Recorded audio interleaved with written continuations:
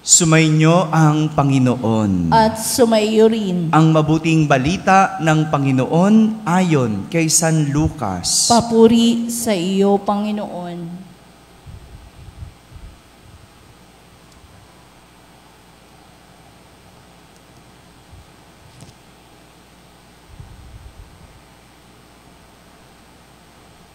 Noong panahong iyon, sumama kay Jesus ang napakaraming tao.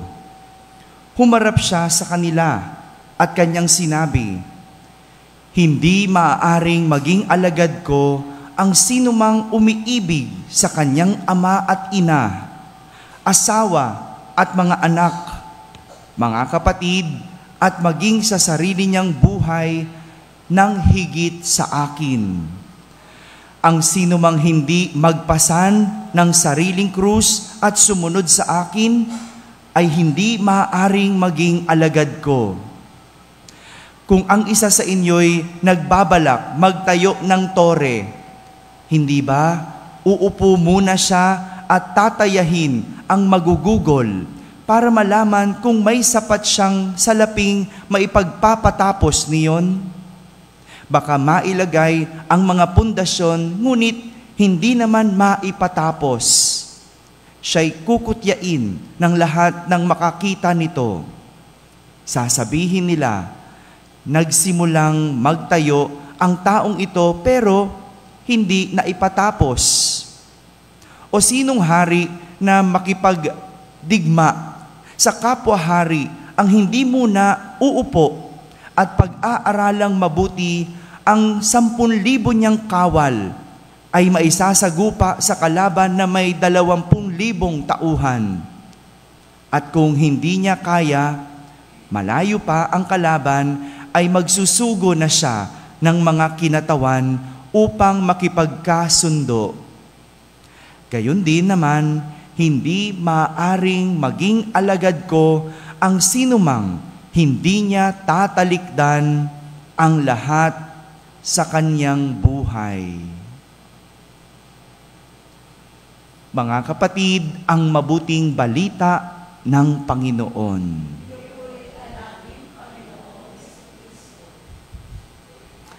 Isang magandang umaga po sa inyong lahat. Magandang umaga rin sa lahat ng mga nagsisimba sa kani-kanilang mga tahanan. Kasama po kayo sa aming pagdiriwang dito sa aming simbahan. Hindi lahat ng sumusunod kay Jesus ay kanyang tagasunod o alagad. Ang iba, mayroon lang kailangan. Hindi lahat ng sumusunod kay Jesus ay kanyang tagasunod. Ito po ang aral na nais ituro at pinapatungkulan ni Jesus sa mga taong sumusunod sa Kanya. Literal, sa ating ebanghelyo, marami ang sumama kay Jesus na mga tao. Marami sa likuran niya ang sumusunod sa Kanya. Kaya nga, nang humarap siya sa kanila, tinuruan niya ang mga ito kung paano maging kanyang alagad. Hindi ibig sabihin, maraming nasa likod mo, sumusunod sa iyo. Hindi ibig sabihin, lahat ng nasa likod mo, alagad mo. 3 bagay po ang sinasabi ni Jesus para maging kanyang alagad. 3 lang. Una, sabi ni Jesus, ibigin siya higit sa lahat. Sinabi ni Jesus, hindi maaring maging alagad ko ang sino mang umiibig sa kanyang ama at ina, asawa at mga anak, mga kapatid, at maging sa kanyang sariling buhay nang higit sa akin. Ulitin ko po, hindi sinabi ni Jesus na huwag mong ibigin ang iyong asawa.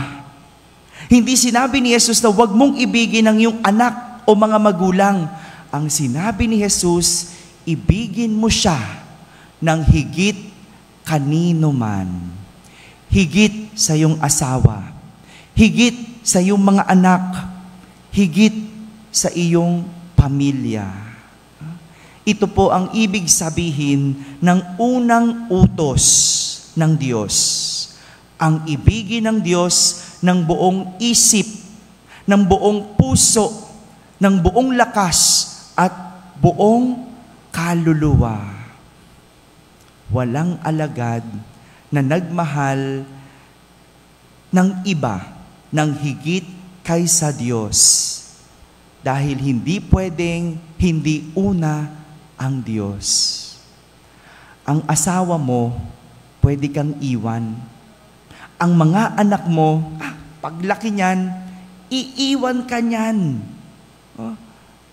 Pero ang Diyos, kahit anong mangyari, hindi ka niyan iiwan.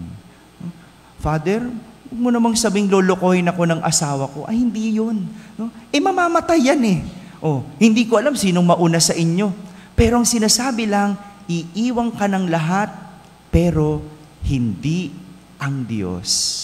Kaya ibigin mo siya ng higit sa lahat. Pangalawa, sabi ni Jesus, kung gusto mong maging alagad, pasanin ang krus at sumunod kay Jesus. Isang katangian ng pagiging alagad ay ang pagpasan ng krus. Sapagkat walang alagad ang sumuko sa kanyang pinagdadaanan. Walang alagad ang kinatatakutan, ang kahirapan.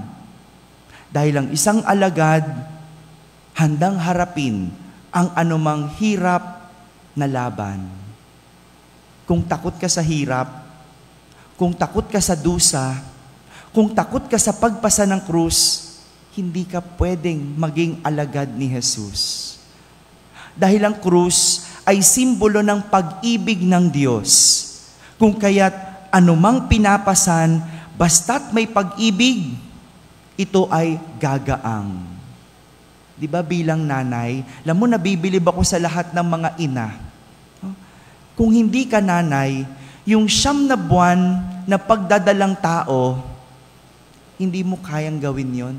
Kung wala kang pag-ibig ng isang ina, kung yung buhay dalaga ka lang, konting kibot lang, reklamo ka na.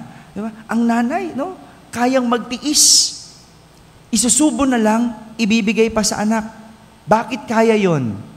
Kasi may pag-ibig. Ang nanay, magulang, hindi susukuan ang kanyang anak. Bakit? Kasi may pag-ibig. O di ba nung nanliligaw ka pa lang, kaya mong gawing malapit ang Bulacan sa Maynila. Bakit? Kasi may pag-ibig. Pero nung wala ng pag-ibig, ay, layo niyan. Pinahirapan ako niyan. Pero dahil may pag-ibig, kahit anong bigat ng krus, kaya itong pagaanin. Hindi ka pwedeng maging alagad kung di mo kayang pasanin ang krus at sumunod kay Jesus. At panghuli, pangatlo, hindi ka pwedeng maging alagad kung hindi mo tatalikdan ang lahat sa iyong buhay. Ang pagiging alagad ay may paglimot ng sarili. Hindi inuuna ang sarili at hindi makasarili. Dahil ang alagad handang mag-alay ng kanyang sariling buhay. Kung titignan natin, ang tatlong sinasabi ni Jesus sa pagiging alagad, lahat ito kanyang nagawa para sa lahat. Inibig niya ang Diyos ng higit sa lahat, higit kay Maria, higit kay Jose, mas mahal niya ang Diyos Ama. Pinasan niya ang kanyang krus, literal, hanggang siya'y mamatay sa krus.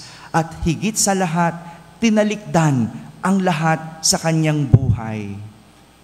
Kaya naman, nararapat lang na ang lahat ng ito dapat nating sundan. Kung di mo kayang sundan si Jesus, ang kanyang mga halimbawa, hindi ka alagad.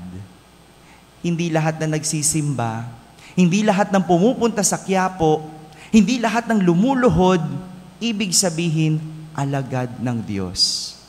Hindi po. Ang pagiging alagad ni Jesus, iniibig siya ng higit sa lahat, pinapasa ng krus at sumusunod kay Jesus. At pangatlo, kayang talikdan ang lahat sa kanyang buhay. Mga kapatid, hindi lahat ng sumusunod kay Jesus ay kanyang tagasunod. Ang ilan, dahil lang may kailangan. Kaya naman, para maging alagad na tunay, si Jesus lang ang gagayahin at titignan. Amen.